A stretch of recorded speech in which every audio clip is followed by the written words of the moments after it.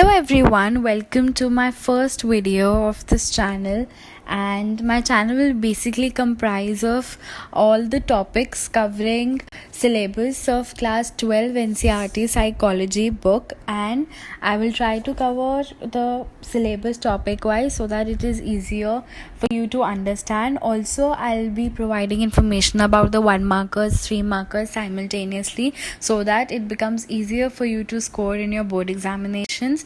So also, since it is a lockdown situation, so I believe that it is the best time to take the maximum advantage and to cover the major portion of our syllabus. So today I'm beginning with the first chapter of class 12 psychology NCERT, which is named as variations in psychological attributes. As the name suggests, variations in psychological attributes. Now whenever we think of attributes, so हमारे मन में question आता है कि attributes क्या होते हैं. Attributes refer to traits, qualities, features, and this name suggests variations in psychological attributes की जो लोगों के बीच की qualities होती हैं या उनके traits होते हैं उनमें क्या differences होते हैं. Now, the first topic on page number 2 is individual differences in human functioning.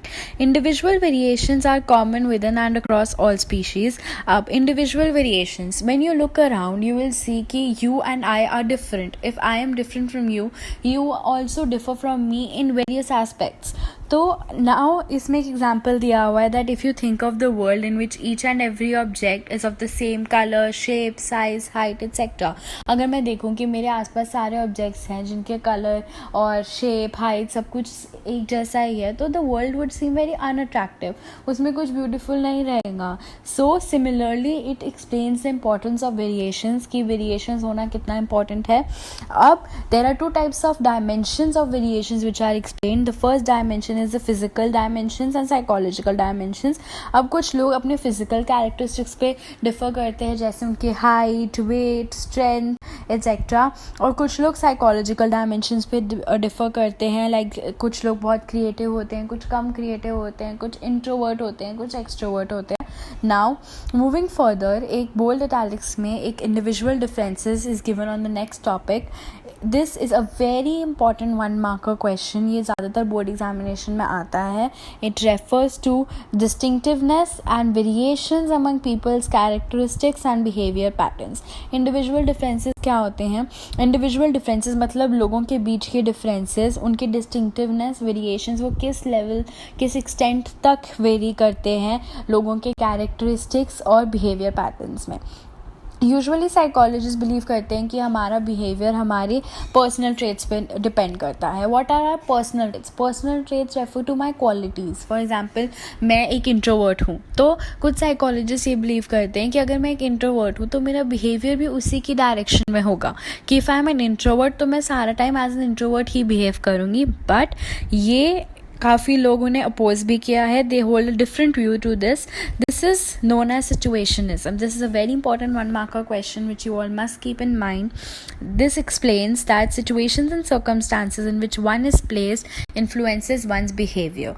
इसका ये मतलब है कि जो situations और जिन circumstances में मैं अगर एक किसी को प्लेस करती हूँ तो वो भी उसका बिहेवियर डिटरमाइन करेंगे. फॉर एग्जाम्पल, इसमें ये जो एग्जाम्पल्स दिए हुए हैं, one more thing I would like to tell you all that examples are very important while writing your board exam because examples give a very impressive display to the examiner, and also it is easier for the examiner to check your papers and award more marks to you. So इसमें एक example दिया हुआ है. A person who is generally aggressive may be submissive in the presence of his or her top boss.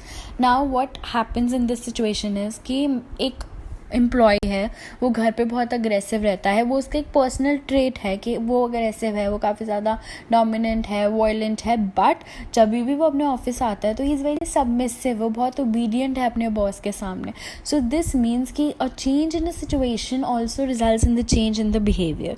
And the last 3 lines is also very important. ये भी काफ़ी board exams में आता है. The situation is perspective, views human behaviour relatively more as a result of influence of external factors कि human behaviour का जो result होता है that is more as an outcome of external factors. Now moving further, assessment of psychological attributes. Now psychological attributes I told you before, psychological qualities, psychological traits. Now assessment. What do you mean by assessment? Assessment means किसी चीज़ को evaluate करना, completely assess करना.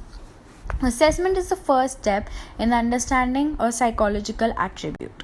Assessment refers to the measurement. I guess this is the 10th line in this page. This is a very important definition. Assessment refers to the measurement of psychological attributes of individuals. Assessment का मतलब होता है जब हम किसी की psychological qualities को समझते हैं, उनको मेजर करते हैं, often using multiple methods, different methods use करते हैं which will be further explained in this chapter, like case study, observation, in terms of certain standards of comparison, और उनको कंपेयर करते हैं जिससे हमें पता चलता है that how do individuals differ from each other. इसमें के बहुत इंपॉर्टेंट एग्जाम्पल दिया हुआ है दैट हरीश इज़ डोमिनेंट. अब why are we saying that Harish is dominant? पहले हमने वो क्वालिटी, वो साइकोलॉजिकल ट्रेट को असेस किया कि डोमिनेंस हमारे लिए क्या है. Then we are saying that Harish is dominant. Also our assessment is of 2 types. इसमें 2 टाइप्स के असेसमेंट एक्सप्लेन किए हैं. This is also very important 1 mark का question. Our assessment may be formal और informal. Formal assessment is objective, standardize and organize. इसकी कोई further dimensions नहीं होते.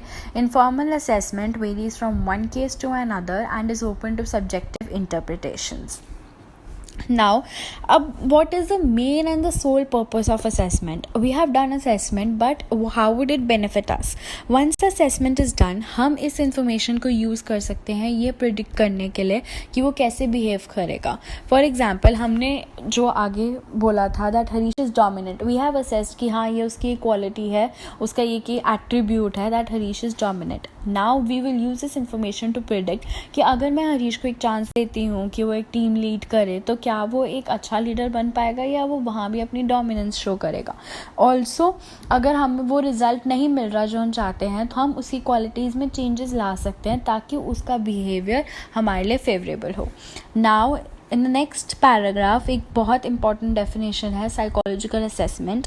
Psychological assessment uses systematic testing procedures to evaluate abilities, behaviours and personal qualities of individual. Psychological assessment वो उसमें ज़्यादा difference नहीं है. इट रेफर्स टू वो प्रोसीजर्स या जो मेथड्स हम यूज़ करते हैं, observation, case study, interview, to evaluate लोगों के features, qualities, behaviours of individuals. Now, the next topic on page number 3 is some domains of psychological attributes.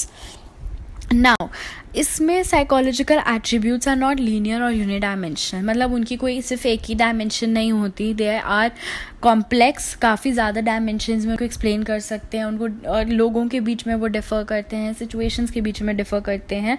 And thus we can say that psychological attributes are multi dimensional. Now we are going to further study about some psychological attributes.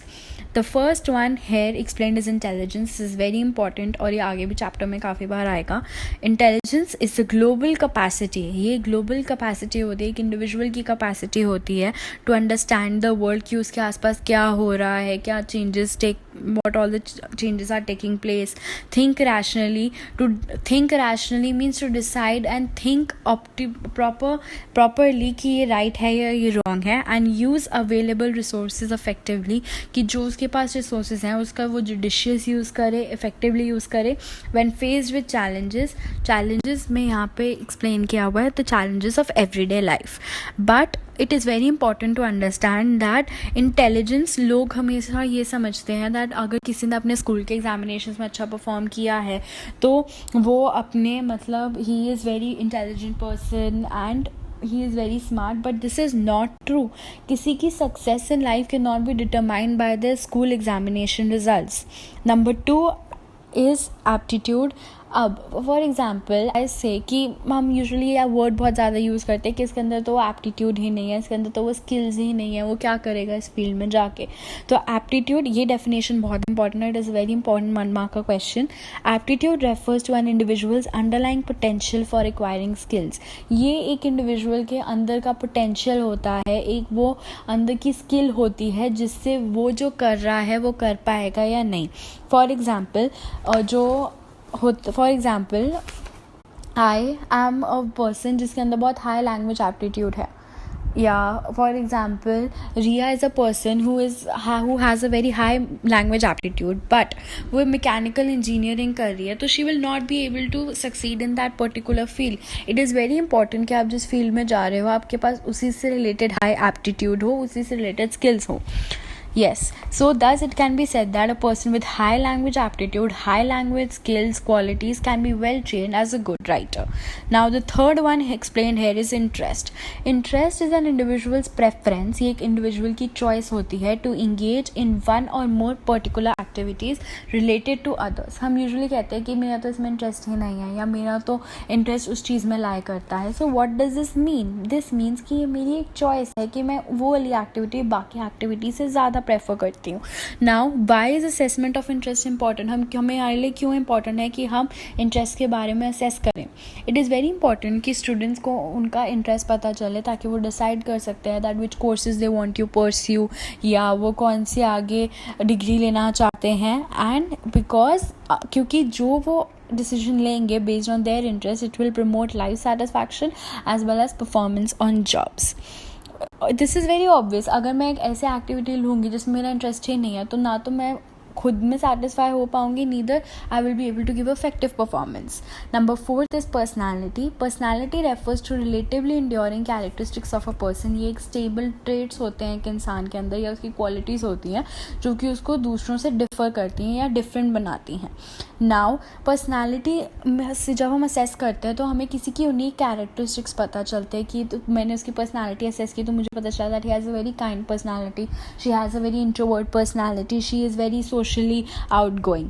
And personality assessment हमें ये भी predict करवाती है that how the person will behave in future.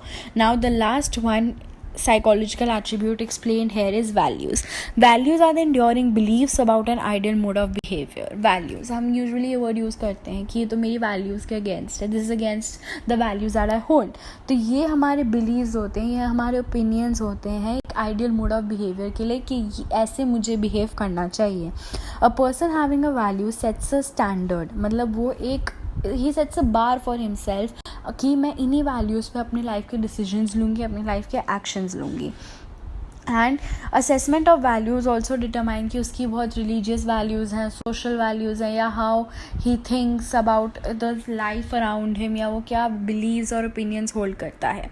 So today we discussed a little portion explaining individual differences कि लोग किस मतलब 2 dimensions पे डिफ़र करते हैं, physical dimensions and psychological dimensions and individual differences के बारे में. We studied also a very important part, I am repeating it again, which is situationism. This usually comes in 1 marker questions. Then we read about assessment of psychological attributes कि psychological attributes को assess कैसे करते हैं, the 2 types of assessment and what is the sole purpose of assessment. And then we studied psychological attributes. We studied that psychological attributes are not unidimensional but multidimensional, and also that there are 5 psychological attributes: intelligence, aptitude, interest, personality, and values. So the remaining topics of assessment methods, intelligence, theories of intelligence would be covered in the next video.